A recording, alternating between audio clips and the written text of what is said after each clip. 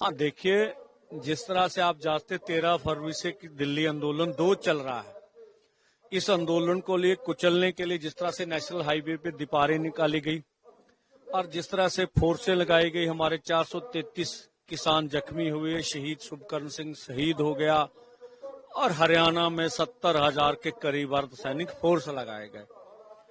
जो मोदी सरकार ने हमें कुचलने का काम किया, जो देश भर में इसका आप समझते बहुत बड़ा विरोध था, तो इलेक्शनों में बड़ा हार मिली और 400 का नारा 240 पे जा पर अटक गया। तो भाजपा सरकार तो इस मामले में बहुत दुखी है किसान लीडरशिप से कि अगर किसानों से टकराते ना तो शायद हम जीत जाते। और ये आंदोलन अभी भाजपा सरकार के लिए, मोदी सरकार के लिए बड़ी सिरदर्दी बना हुआ है। अब अन्य राज्यों में भी इलेक्शन आ रहे हैं, तो मोदी सरकार जिस तरह से केंद्रीय एजेंसियों का दुरुपयोग करती रही है, तो उन्होंने पहले आंदोलन में भी केंद्रीय एजेंसियां इस्तेमाल की थी किसान लीडरों के खिलाफ। इस बार भी आज सुबह क्रांतिकारी यूनियन की मुख्य लीडर मैडम सुखविंदर कौर, उनके घर के ऊपर एनआईए का छापा डाला और उनके पति, उनका बच्चा, उनकी बहू, उनकी 90 साल की माता घर में थी। लंबे समय तक उनके घर को घेर के रखा गया। ये छापेमारी का टाइमिंग आप देखिए, कल हम लोग 200 दिन पूरे हो रहे हैं, लाखों के इकट्ठ कर रहे हैं और इसके बीच छापेमारी हो रही है।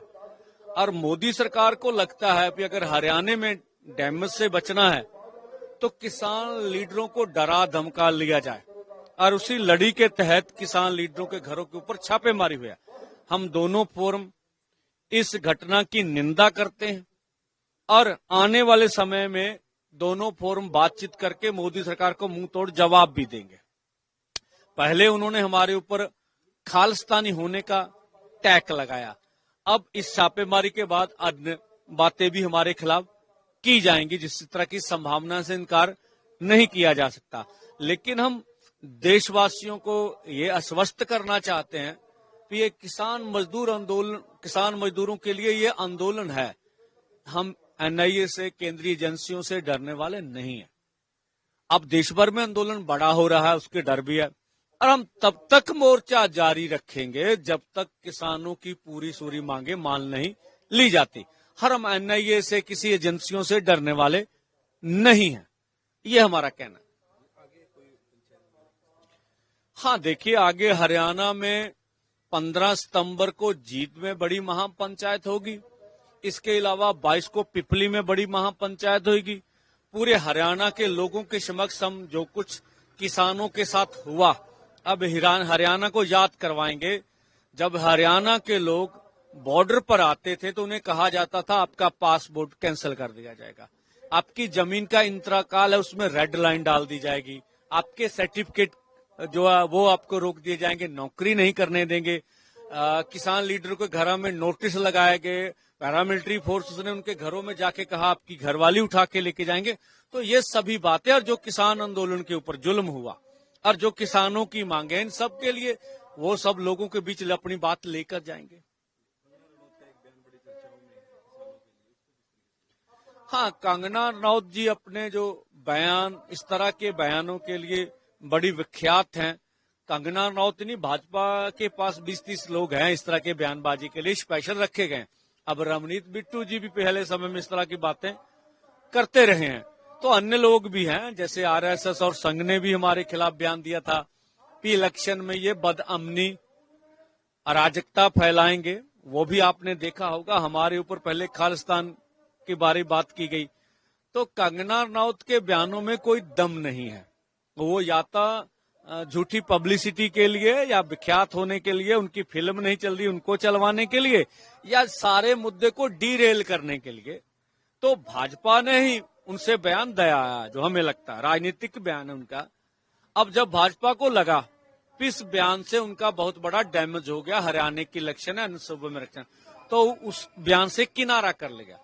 हम तब से मांग कर रहे हैं कि अगर वो एमपी है भाजपा की, तो उनके खिलाफ पार्टी की जाब्ता कार्रवाई होनी चाहिए। अगर वो जाब्ता कार्रवाई नहीं करते, पहला एयरपोर्ट के कांड के बाद उनका बयान आ गया, ये दूसरा बयान आ गया, अगर तीसरा बयान आ जाए तो हम क्या मानेंगे भी वो भाजपा का ऑफिशियल बयान है। अगर भाजपा इस तरह के लोगों के ऊपर कड़ी कार्रवाई करे तो शायद कोई इस तरह का आगे का बयान ना दे सके।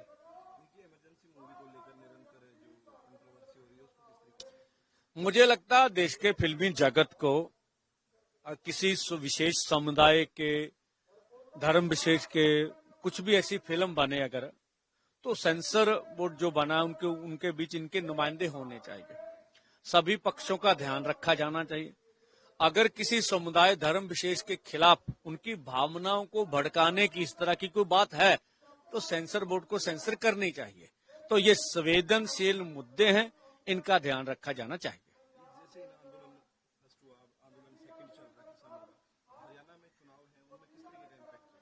हाँ देखिए, अगर जो सरकार किसानों के ऊपर गोलियां चलाएंगी, पिछले आंदोलन में जो चिट्ठी लिखी, 2014 से पहले जो वादे किए कि C250 के अनुसार फसलों के दाम देंगे, फिर बोला कि आप घर जाइए MSP गारंटी कानून बनाएंगे, फिर ये कहा गया कि पहली कैबिनेट मीटिंग में किसान मजदूर का कर्जा खत्म कर देंगे। वो सरकार हमें देश की राजधानी में जाकर प्रदर्शन नहीं करने देगी, हमें हमारी पीसफुली हमें आंदोलन नहीं करने देगी, तो फिर हम ये बातें तो लोगों के बीच लेके जाएंगे। किसको वोट डालना किसको नहीं डालना ये लोगों की मर्जी, पर हम हरियाणा को कहेंगे कि शहीद शुभकर्ण को नहीं भूलना, जो इन्होंने हमारे ऊपर जुल्म किए उनको नहीं भूलना। इन बातों को ध्यान रख के वो वोट करें, अब कहां करनी।